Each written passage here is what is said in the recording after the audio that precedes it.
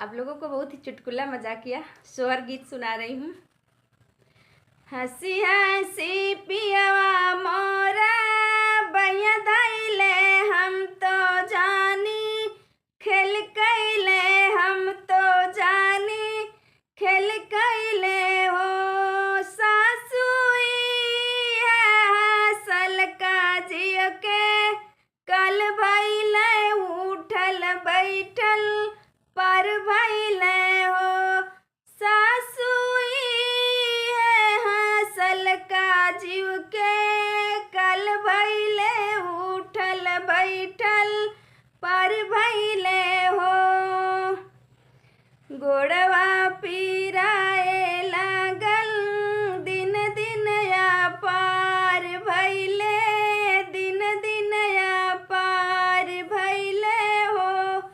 सासु अब की का दुखवा हमा सहिले बाया बना ऐसन काम करबई हो सासु अब की का दुखवा हम सहिले बाया बना ऐसन काम करबई हो हंसी हंसी पिया मोर बैया धैले हम तो जानी खेल कैले हम तो जानी खेल कैले हो सासुई है हसल का जीव के कल भैले उठल बैठल पर भैले हो सासुई है हसल का जीव के कल भैले उठल बैठल पर भैले हो खेला कई के चल गईले मर जियारा गईले खेला कई के चल गईले गार माजियरा कैले हो सासु तुहर बेटुआ जे पवती तउना काबा नाई देती हो सासु तुहर बेटुआ जे पवती तउना काबा नाई देती हो रतिया में नींद ना आवेला जियरा बे चैन भैले जियरा बे चैन रहे हो सासु बनल भोजन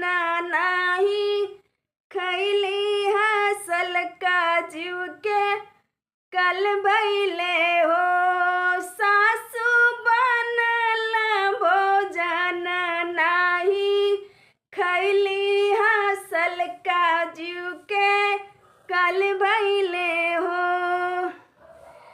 हंसी हंसी पिया मोर बैया धैले हम तो जानी खेल कैले हम तो जानी खेल कैले हो सासुई सल का जीव के कल भैले उठल बैठल पर भैले हो सासुई सल का जीव के कल भैले उठल बैठल अपार भैले हो सासु बेटा के बोलावा जाके आमई मिली लावा सासु अपने जे बेटा के बोलावा त जाके आम इमली लावा हो सासु मन करे खाए के या चर सिर का हसल का जीव के कल भैले हो सासु खाए के मन मन करे या चार सिर का सल का जीव के कल भैले हो। हंसी हंसी पिया मोरा बहिया दैले हम तो जानी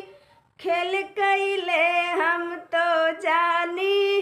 खेल कैले हो। सासु हवा सलका जीव के कल भैले उठल बैठल अपार भैले हो। सासु हवा सलका जीव के कल भैले उठल बैठल अपार भैले हो। सासु खाई नाही पाई सोआ दई भर के सासु हवा सलका जीव के कल भैले उठल बैठल पार भैले हो। आधी रात पीरिया गमी राइल तनांदा बो